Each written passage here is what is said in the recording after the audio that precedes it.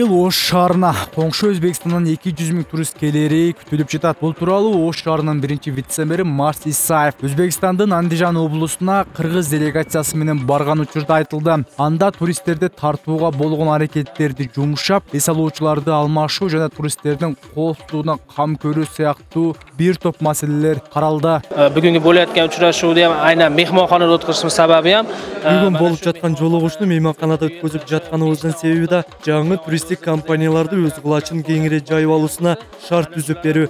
Биздин туристтик компаниялар менен коңшу өлкөнүн компанияларынын мамиле түзүү жана тажрыйба алмашуу максатында кыргызстандык туристтик компаниялар менен көп келишимдерди түздүк. Кыргызстандык туроператорлор менен иштерди баштап турбуз. Бүгүнкү кошумча равиште азыр Ош шаарында дагы, Ош областында дагы көрө турган жайларыбыз, кооз жерлерибиз, исторический мындай өзүнүн баулугу бар жерлерибиз көп.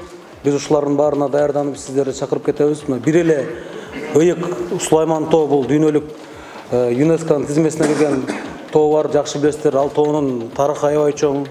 Ал жерде Сулайман пайгамбар жашап кеткен дейт. Андан сырткары өзүңүздөрдүн Андижанда туулган Бабур деген кандай инсан болгон, ошонун үйү бүгүнкү күнгө чейин бар. Ошол жерде биздин кошуна өлкөдөн барып зыярат кылып келаткандар дагы аз эмес.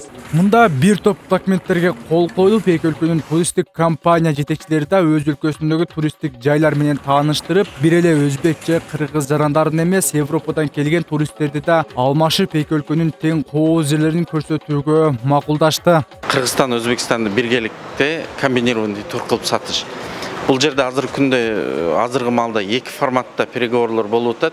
Иностранный туристтер тартыш үчүн бир форматта болуп атат, жана региональный туризмди өнүктүрүш максат. Региональный деген Өзбекстандын жарандарыны бизге тартыш максатында Кыргызстанга жана Кыргызстандын жарандарыны Өзбекстанга алып келиш. Ташкентке келип, Ташкенттен учуп кеткен. Же болсо наоборот, Ташкентке келип, Кыргызстанга келип, Кыргызстандан учуп кетмей форматындагы азыр переговорлор болуп атат. Буйруса ушу жакшы чаралар болот.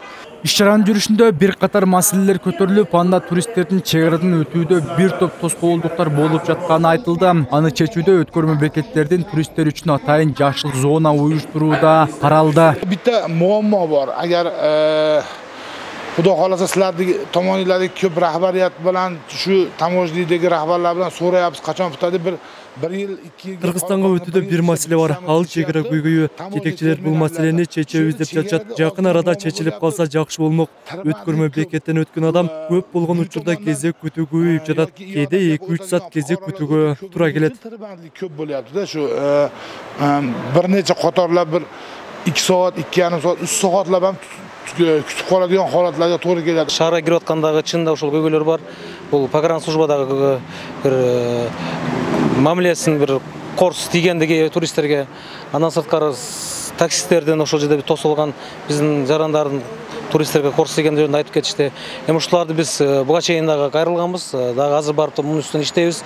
Биз бул жакта туристтерге да сөз берип кеттик. Буюрса ошол шартты түзүп, биздин Кыргызстанга келип аткан туристтерге бардыгына ошо чек арадан атта өткөндөн баштап жакшы бир шарт түзүп, кайра ушул Кыргызстанга келе тургандай, Кыргызстанды реклама, пропаганда кыла тургандай кылып шарт түзгөнгө аракет кылабыз. Андан ары Кыргызстандан барган делегация Өзбекстандын туристтик жайлары менен таанышууга өттү. Өзбек калкы меймандос келип, келген конокту кучак жайып тосуп алууга ар дайым даяр. Эс алуучулар үчүн өз үйүн өзгөчө жайга айлантып алган үй-бүлөлөр да көп. Андайлардын бири биздин өзбек элинин улуттук музыкасы менен шаңдуу тосуп алды.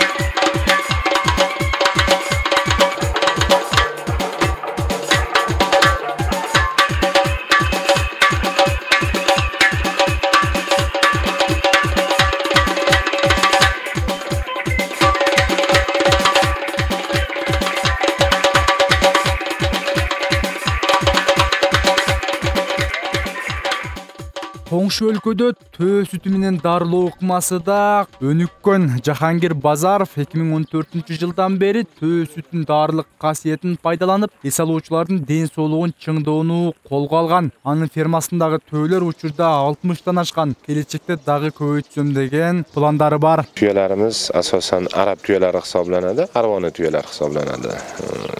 Bular süt üçün boqiladi. Biz bunu Биздин төлөр негизинен араб төлөрү. Бул төлөр сүт үчүн багытталат. Төлөрдү багуубуздун негизги максатыбыз калкыбыздын өлкөбүзгө келип жаткан меймандардын ден соолугун чыңдоо болуп саналат. insonlarning sog'ligini tiklashi. Быйыл кала бийлиги тарабынан Ош шаарын туристтердин шаарына айлантабыз деп андан бери аракеттер жүрүп жатат. Эми алдыда коңшу Өзбекстандан да дал ушундай делегация, аны менен кошо 200 турист Кыргызстандын туристтик эс алуучу жайларын көрүүгө келери күтүлүүдө. Рыспай Мажитов, Адлет Нышанбаев, Нур Ньюс, Өзбекстан, Андижан облусу.